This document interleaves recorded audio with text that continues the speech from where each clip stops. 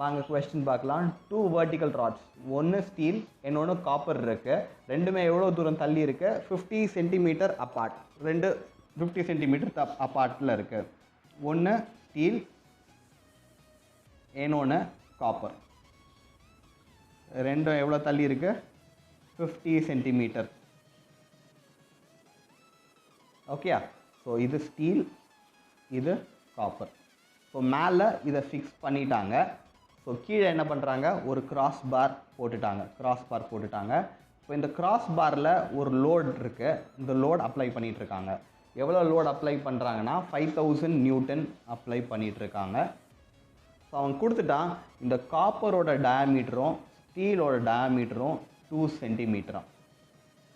அதே மாதிரி இந்த லென்த்து ரெண்டுத்துக்குமே ஈக்குவல். லென்த்து நம்ம எவ்வளோன்னு பார்த்தோன்னா 4 meters length. 4 meters length. So 4000 mm length. So Young's modulus of steel கொடுத்துட்டாங்க 2 × 10⁵ நியூட்டன் பர் mm ஸ்கொயர். அதே மாதிரி யங்ஸ் மாடுலஸ் ஆஃப் காப்பர் கொடுத்துருக்காங்க 1 × 10⁵ நியூட்டன் பர் mm ஸ்கொயர். நம்மளை என்ன கண்டுபிடிக்க சொல்கிறாங்கன்னா to find stress in steel and copper rod. So stress ஸ்டீலில் எவ்வளோ இருக்கும், அதே மாதிரி ஸ்ட்ரெஸ்ஸு ஸ்ட்ரெஸ் இதில் காப்பரில் எவ்வளோ இருக்கும், காப்பர் ராடில் எவ்வளோ இருக்கும். அதே மாதிரி இன்னொன்று என்ன கேட்டிருக்காங்க, இந்த லோட் 5000 எந்த இடத்துல இருக்கும். ஸோ லொக்கேஷன்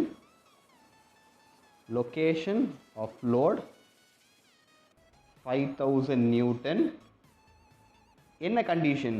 அப்போ தான் இது இந்த கிராஸ் பார் ஹரிசாண்டலாக இருக்கும். Okay, so which makes the cross bar remain horizontal.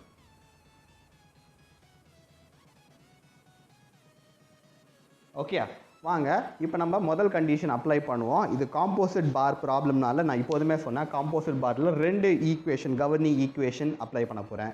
So முதல் கவர்னிங் ஈக்குவேஷன் என்னென்னா, இப்போ நம்ம எவ்வளோ லோட் அப்ளை பண்ணுறோம்? 5000 லோட் அப்ளை பண்ணுறோம்.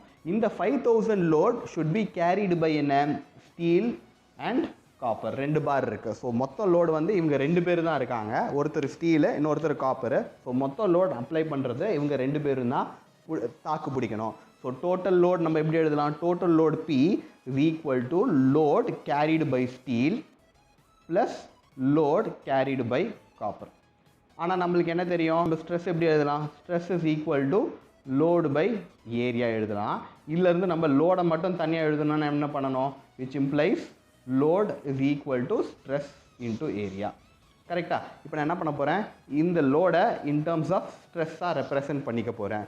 So load is equal to stress in steel into area of steel plus stress in copper into area of copper.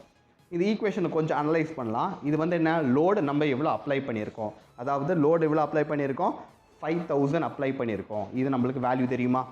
So area of ஸ்டீலும் area of காப்பரும் நம்ம டைரெக்டாக கண்டுபிடிச்சிடலாம். எப்படி? ஏன்னா இது ரெண்டும் cross section, circular cross section. So ரெண்டோட டயாமீட்டர் என்ன கொடுத்துருக்காங்க? 2 சென்டிமீட்டர் கொடுத்துருக்காங்க. அதனால area of steel, area of copper கண்டுபிடிச்சிடலாமா? வாங்க அது ரெண்டுத்தையும் கண்டுபிடிச்சி இந்த ஈக்குவேஷனில் போட்டுடலாம். இதில் என்ன அன்னோனாக இருக்குது நம்மளுக்கு? ஸ்ட்ரெஸ் இன் ஸ்டீலும் ஸ்ட்ரெஸ் இன் காப்பரும் தான் அன்னோன். ஸோ ஒரு ஈக்குவேஷன் இருக்குது, 2 அன்னோன். இதை நம்மளால் சால்வ் பண்ண முடியாது. கரெக்டாக? அதனால் நம்ம இன்னொரு ஈக்குவேஷனும் ஃபார்ம் பண்ணணும். அந்த இன்னொரு ஈக்குவேஷன் ஃபார்ம் பண்ணுறதுக்கு முன்னாடி இதை சிம்பிளிஃபை பண்ணி எழுதிடலாம். நான் என்ன கண்டுபிடிக்கணும்? Area of steel is equal to area of copper is equal to pi d squared by 4. கரெக்டா? அப்போ area of steel is equal to area of copper என்ன வந்தது? 3.14 into diameter வந்து 2 சென்டிமீட்டர்னா 20 pi d squared by 4. அப்போ area steel, area copper என்ன value வருதுன்னு calculate பண்ணிடலாம் வாங்க. So 3.14 into 20 squared divided by 4. So 314 mm, 314 mm squared. So நம்மளுக்கு என்ன கண்டுபிடிச்சிருக்கோம்? ஏரியா கண்டுபிடிச்சிட்டோம். இப்போ இந்த ஏரியாவை தூக்கி இந்த ஈக்குவேஷனில் சப்ஸ்டியூட் பண்ணிக்கலாமா? அதே மாதிரி நம்மளுக்கு தெரிஞ்ச லோடையும் இந்த ஈக்குவேஷனில் சப்ஸ்டியூட் பண்ண போகிறேன். So 5000 should be equal to stress in steel into 314 plus stress in copper into 314.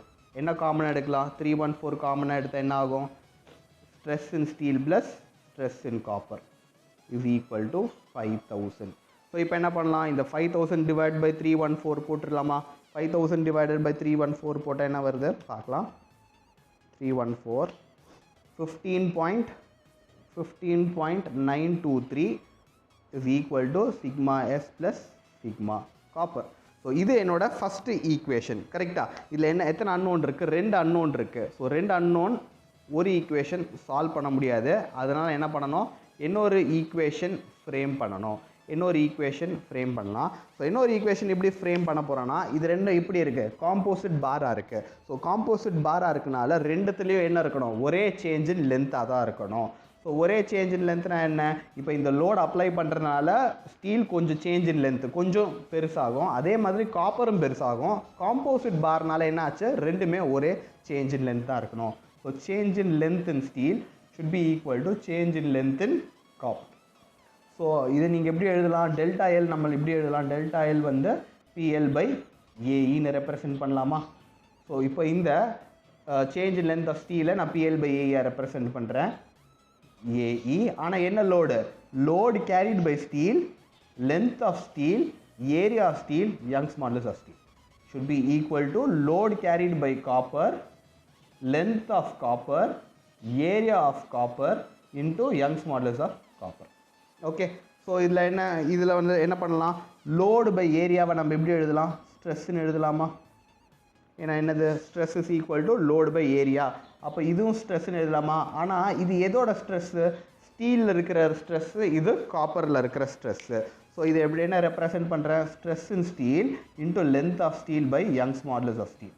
இது வந்து stress in copper into length of copper by Young's modulus of copper.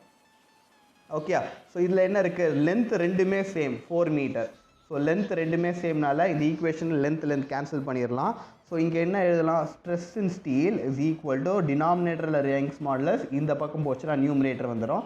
Stress in copper into Young's modulus of steel by Young's modulus of copper. Substitute பண்ணலாமா? Young's modulus value substitute பண்ணலாம். Stress in steel is equal to stress in copper into Young's modulus of steel value 2 into 10 power 5 2 into 10 power 5 divided by 1 into 10 power 5. So இதில் divide பண்ண என்ன வரும்? 2 தானே வரும். So stress in steel is equal to 2 times stress in copper. இது நம்மளோட ரெண்டாவது equation. So பார்த்தீங்களா? So 2 unknown 2 equation. இப்போ நம்ம இதை ஈஸியாக சால்வ் பண்ணலாம். இப்போ நான் என்ன பண்ண போகிறேன்னா, இந்த ஈக்குவேஷனில் இதை ஒரு அன்னோனாக மாற்றணும். 2 அன்னோன் வச்சு ஒரு ஈக்குவேஷன் சால்வ் பண்ண முடியாது. ஸோ சிக்மா எஸ்ஸை இன் டர்ம்ஸ் ஆஃப் சிக்மா சியூன்னு எழுத போகிறேன். ஸோ என்ன பண்ணுறேன்? சிக்மா எஸ்ஸை இப்படி எழுதலாம், 2 சிக்மா சியூன்னு ரீப்ளேஸ் பண்ணலாமா? அதாவது நான் என்ன பண்ண போகிறேன்? சப்ஸ்டியூட் ஈக்குவேஷன் 2 இன் ஈக்குவேஷன் 1 சப்ஸ்டியூட் பண்ணுறேன். சப்ஸ்டியூட் பண்ணவே என்ன ஆகுதுன்னு பார்க்கலாம். ஸோ நம்ம என்ன எழுதலாம்? 15.923 இஸ் ஈக்குவல் டு சிக்மா எஸ்க்கு பதிலாக 2 sigma copper plus sigma copper. So மொத்தம் எத்தனை sigma copper? 3 sigma copper. 3 sigma copper is equal to 15.923. அப்போ stress in copper will be equal to என்ன பண்ணா? 15.923 divided by 3 போட்ட நம்மளுக்கு என்ன வருது? 5.307 நியூட்டன் பர் mm ஸ்கொயர். கரெக்டா? எனக்கு ஸ்ட்ரெஸ்ஸு காப்பரில் இருக்கிற ஸ்ட்ரெஸ்ஸு கண்டுபிடிச்சாச்சு, சிக்மா காப்பரில் இருக்கிறது கண்டுபிடிச்சாச்சு. எனக்கு என்ன எழுதணும்? சிக்மா ஸ்டீல் வந்து என்ன? 2 times stress in copper. So காப்பரில் என்ன stress? 5.307. So sigma stress in steel என்ன வேல்யூ வருதுன்னு பார்க்கலாம். ஸ்ட்ரெஸ் இன் ஸ்டீல் 2 into 5.307 என்ன வருது? 10.614 10.614 newton per mm square. So stress in copper வந்துருச்சு. இப்போ வாங்க, இப்போ நம்ம ஸ்டீலும் காப்பரும் எவ்வளோ லோடு கேரி பண்ணுதுன்னு பார்க்க போகிறேன். ஓகே, லோடு ஏன் இது கேல்குலேட் பண்ணுறேன்னா, இது ரெண்டுமே நான் கேல்குலேட் பண்ணியாச்சு கேட்டது. அடுத்தது அவன் என்ன சொல்கிறான்னா, இந்த 5000 லோடு எந்த டிஸ்டன்ஸில் இருக்கணும்? இது நீங்கள் காப்பர்லேருந்து எவ்வளோ தூரம் இருக்கணும்னு சொல்லலாம், இல்லாட்டி ஸ்டீல்லேருந்து ரைட் ஹேண்ட் சைடு எவ்வளோ டிஸ்டன்ஸில் இருக்கணும்னு நீங்கள் மென்ஷன் பண்ணலாம். ஸோ அதை மென்ஷன் பண்ணுறதுக்கு எனக்கு என்ன வேணும்னா காப்பரும் ஸ்டீலும் எவ்வளோ லோடு மேலே பிடிச்சி இழுக்குது. இது வந்து என்ன, இது வந்து லோடு கேரிடு பை காப்பர். இது என்ன, லோடு கேரிடு பை ஸ்டீல். இது ரெண்டும் நான் கண்டுபிடிக்கணும். ரெண்டு கண்டுபிடிக்கலாமா? ஸோ எப்படி கண்டுபிடிக்கிறது? நம்மளுக்கு என்ன தெரியும், load carried by steel is equal to stress in steel into area of cross section of steel. So stress in steel வந்து 10.614 into area of cross section of steel வந்து 314. இது நம்ம calculate பண்ணா load carried by steel கண்டுபிடிச்சிடலாமா? வாங்க, 10.614 into 314 will give me 3332.796 Newton. Okay, அதே மாதிரி load carried by copper. Load carried by copper கண்டுபிடிக்கலாமா? Load carried by copper என்ன, stress in copper into area of copper. So stress in copper புரியுதா, stress into area. Stress of copper வந்து என்ன, stress of copper 5.307 into area of copper 314. So load carried by copper கண்டுபிடிச்சா எவ்வளோ வருதுன்னு பார்க்கலாம். 5.307 into 314 1666.398 newton. இதுதான் என்ன, load carried by copper. So நம்மளுக்கு இப்போ இந்த லோட் டயக்ராம் மட்டும் பார்க்கலாம். இப்போ என்கிட்ட என்ன இருக்குது, ஒரு கிராஸ் பார் இருக்குது, கரெக்டாக கிராஸ் பார் இருக்குது. இந்த கிராஸ் பாரில் கீழே நம்ம 5000 நியூட்டன் அப்ளை பண்ணிகிட்ருக்கோம் லோட். ஓகே, 5000 நியூட்டன் அப்ளை பண்ணுறோம். ஆனால் இங்கே என்ன இருக்குது, இங்கே வந்து யார், நம்ம லோட் பி காப்பர் மேலே பிடிச்சி எடுத்துகிட்ருக்கு. பி காப்பர் வேல்யூ என்ன, 1666.398. அதே மாதிரி இந்த பக்கம் தள்ளி யார் பிடிச்சி எடுத்துகிட்ருக்கா, பி ஸ்டீல் மேலே பிடிச்சிட்டு இழுத்துட்ருக்கு.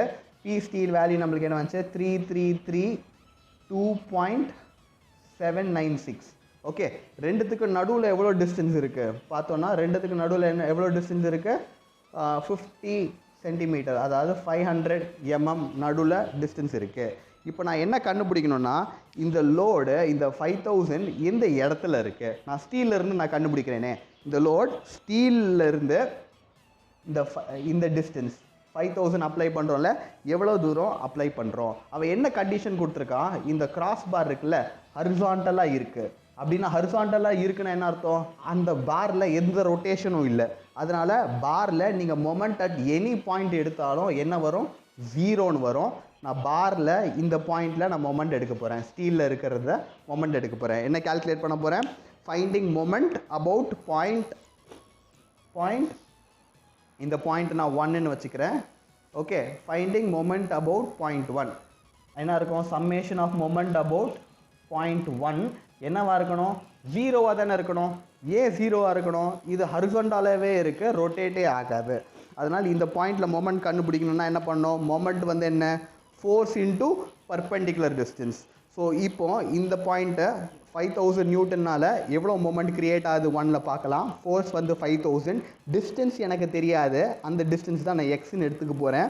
இது என்ன டைரெக்ஷனில் ரொட்டேட் பண்ணணும்னு பார்த்தீங்கன்னா கிளாக் வைஸில் ரொட்டேஷன் உண்டாக்கும். ஓகே, ஸோ என்ன வரும், கிளாக் வைஸ்னால நெகட்டிவ் மொமெண்ட் -5000 இன்ட்டு எக்ஸு. அதே மாதிரி இப்போது இந்த லோடு காப்பரில் இருக்கிற லோடு என்ன க்ரியேட் பண்ணோம், ஆன்டி கிளாக் வைஸில் மொமெண்ட் க்ரியேட் பண்ணோம். ஆன்டி கிளாக் வைஸில் மொமெண்ட் க்ரியேட் பண்ணிச்சுன்னா ஆன்டி கிளாக் வைஸ் பாசிட்டிவ்னு எடுத்துக்கிறேன். ஸோ இது பாசிட்டிவ். லோடு எவ்வளோ, 1666.398 இன்ட்டு டிஸ்டன்ஸ் பார்த்தீங்கன்னா என்ன, 500 should be equal to 0. கரெக்டா? ஸோ என்ன பண்ணுறேன், I am finding moment about point 1 due to loads 5000 and due to load 1666.398 should be equal to 0. ஏன்னா இது ரொட்டேட் ஆகாது. அதனால் இது வந்து என்ன இருக்குது, இந்த சைடு ஆஃப் தி ஈக்குவேஷன்லேருந்து இன்னொரு சைடு கொண்டு போயிட்டா என்ன வரும், 5000x is equal to 1666.398 into 500. So X calculate பண்ண என்ன பண்ணோம், இந்த வேல்யூ டிவைடட் பை 500 பண்ணலாமா? வாங்க, 1666.398 இன்ட்டு 500 டிவைடட் பை 5000. ஸோ டிஸ்டன்ஸ் என்ன இருக்குன்னு பார்த்தீங்கன்னா 166.6398. அதாவது நம்ம அப்ளை பண்ணுற load 5000 should be at a distance of 166.63. 100 இந்த டிஸ்டன்ஸ் என்ன, 166.639 mm தள்ளி இந்த 5000 நியூட்டன் லோடை அப்ளை பண்ணணும். உங்களுக்கு எங்கள் வீடியோ பிடிச்சிருக்குன்னு நினைக்கிறேன். பிடிச்சிருந்தா மறக்காமல் வீடியோவை லைக் பண்ணுங்கள், ஷேர் பண்ணுங்கள், சேனல் சப்ஸ்கிரைப் பண்ணுங்கள்.